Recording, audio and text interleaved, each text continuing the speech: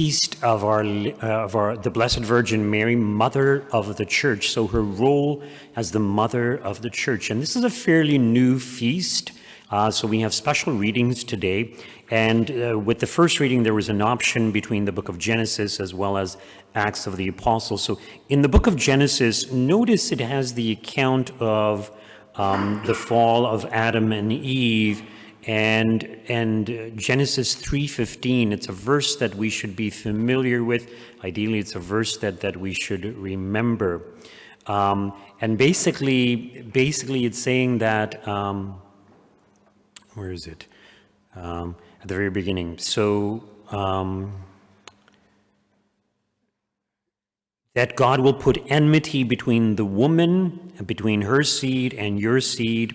So I will put enmity between you and the woman, and between your offspring and hers. He will strike your head, and you will strike his heel.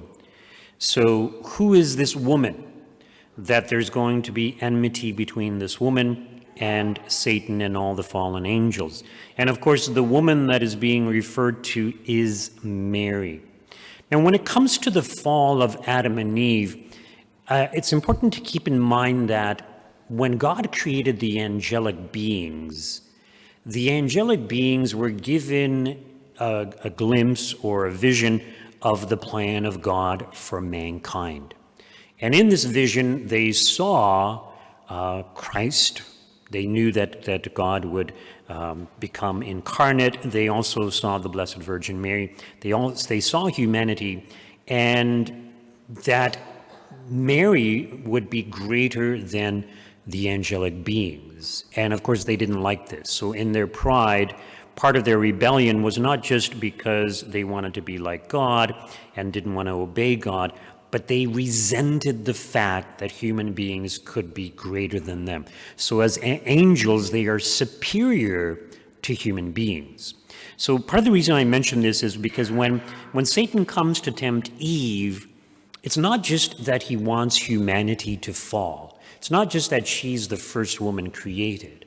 Some spiritual authors have indicated that Satan believed, or most likely believed, that Eve was actually the Blessed Virgin Mary, and he wanted her to fall. So he tempts her, and of course she falls, and as I mentioned, she's the mother of all the living. And at some point, I can't remember if it was in a homily of mine or a question and answer session, but I had mentioned that Mary was tempted by Satan, but conquered Satan by not giving in to those temptations. And somebody questioned me on that, and, where in the Bible does it say that Mary was tempted? And it doesn't really say that she was tempted, but I pointed out that, Christ, it mentions that he was tempted in every way as we are, yet without sinning. So when he's in the desert, we have the three temptations of Christ, but those three temptations encompass all temptations. However, I can't remember, it might be in the book of Hebrews where it says, Christ was tempted in every way as we are, yet without sinning. So other temptations also. And the point is, well, if Christ was tempted, why would Mary be spared temptation? Now, if you look at the book of Revelation, chapter 12, very significant chapter. It's talking about the woman. It doesn't indicate who the woman is. One interpretation is the woman represents the church, and the child of the church is Christ, or the offspring of the church, all the believers. But it's very clear that it's really a reference to Mary. So Mary is the woman. And it mentions that the dragon goes to make war against the woman. He wants to destroy the woman. And so in the imagery of the book of Revelation, there's this great flood of water that comes to sweep the woman away, basically to destroy her, to drown her. Now, it's a metaphor. So it's kind of like being swamped with temptation. But it mentions that the earth absorbed the water, and so the woman was spared and she went off into the desert or whatever. So if the devil just wanted to physically kill Mary, well, he wouldn't really destroy her. She would just end up going to heaven. So the only way he can destroy her or have power over her is if she consents to sin. So to say that the devil, wants to destroy Mary, it means that he must have bombarded her with all kinds of temptations. So, for example, at the Annunciation, the temptation would have been to say no to the will of God, no to the message of the angel. But she does say yes. She is obedient. At the foot of the cross, the temptation would have been to say, no, please stop this, prevent this from happening. But no, she resigns herself to the will of God for her.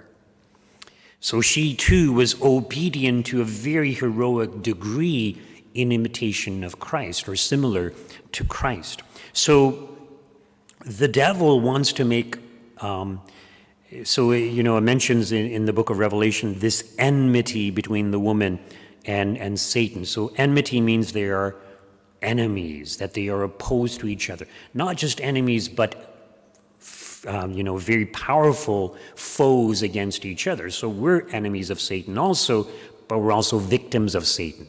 So we're not really at enmity against him in the same way that Mary is. But you see, Satan wants to make war on all women. He despises women because all women remind him of the Blessed Virgin Mary. So how does he make war against all the women in the world? Well, he gets men to lust after them, to treat them badly, to objectify them, and just to use them without really respecting them as human beings. That's one way. Okay, but he also attacks women in making them be insecure and to think that their only self-worth is in their physical beauty. That the only way that they will be loved by men is if they have physical beauty and sex appeal.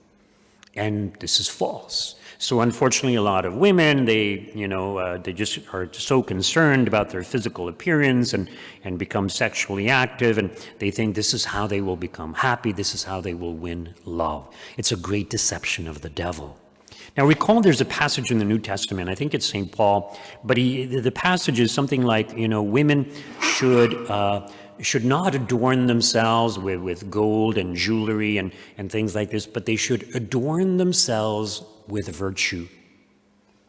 And virtue, when we recognize virtue, it's beautiful. It's lovely to behold.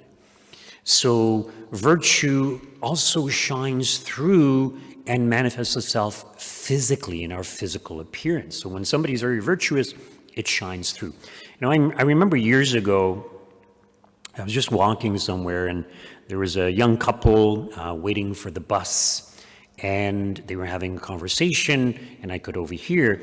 But this woman, she fairly young woman, she was quite attractive, but all kinds of filth was coming out of her mouth, and it was just so repulsive. And I thought, oh my goodness, poor woman. Why does she think that she has to talk that way, right?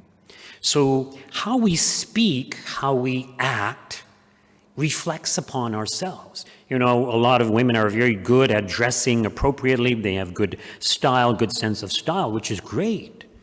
But how about our actions and what comes out of our mouth? That also manifests to others what we are like. Not just how we dress, how we speak, how we act. So the ideal is that we all strive to imitate the Blessed Virgin Mary. So there's this enmity between her and Satan. Satan could not conquer her. So she is exalted as Queen of Heaven and Earth because of her participation in making our salvation come about, by her yes to the angel, by her yes at the foot of the cross, but also because she conquers Satan by her fidelity to God, by resisting any and every temptation that is hurled at her by the evil spirits.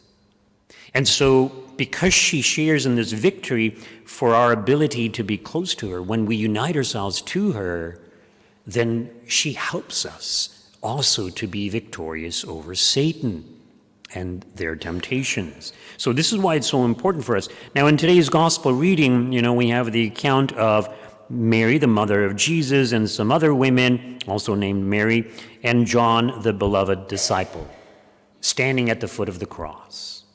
And the very last thing, or one of the very last things our Lord does, is he gives Mary to John and John to Mary. It's interesting, a lot of Protestants, they say, oh, Jesus had other brothers and whatever. No.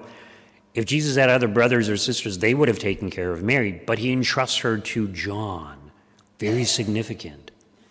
And it's if you think about it, John is the only one who persevered, remaining faithful to Christ, even standing at the foot of the cross. The others fled. So not only is Christ doing this, but we can see this as a special gift that John receives because he was faithful to Christ also. So what a great honor it would be to take Mary into your home, to care for her in her old age. Some people might see that as a burden, but no, it's a great privilege, a great honor. It's a manifestation of great love. And imagine the influence that she would have had upon him. So John is privileged to have this role. But all spiritual authors point out that John, the beloved disciple, represents all the disciples of the Lord, because we are all beloved of the Lord. Maybe not as favored as John, that's true, but we are all beloved of God. And so Christ is giving Mary to all of us to be our mother, to invite her into our homes. Why? Why does Christ want us to do this? Because we need not just the Father's love, we also need a mother's love. So Mary, being created immaculate, being created this perfect mother, wasn't just so that she could be a perfect mother for Christ, but so that she could become a perfect mother for me and for each one of us. So she is our spiritual mother. And, notice both in the book of Genesis as well as it's in the book of Revelation, which we didn't have today, but it talks about the offspring of the woman in the plural. So Satan came to destroy the child that was born to her, which is Christ. Of course, he couldn't. But the other offspring, the spiritual offspring. So we receive the grace of God, not just because God wills it, not just because God grants it, but also through Mary. In other words, in the same way that Christ came into the world through Mary, so Christ continues to come to us through Mary. The graces of Christ continue to come to us through Mary also. And this is why devotion to Our Lady, a closeness to Our Lady, a great love of Our Lady, inviting Our Lady into our homes, into our lives, will bring with it an abundance of blessings and graces. And Mary doesn't seek honor for herself. Whatever honor we give to Mary, she gives to God. So by honoring Mary, we are honoring God. But she leads us closer to her divine Son. And she, more than anyone else, doesn't want us to offend against her divine Son. So she, more than anyone else, intercedes on our behalf to obtain for us the graces that we need so that we will stop offending her divine Son, whom she loves more than anyone else.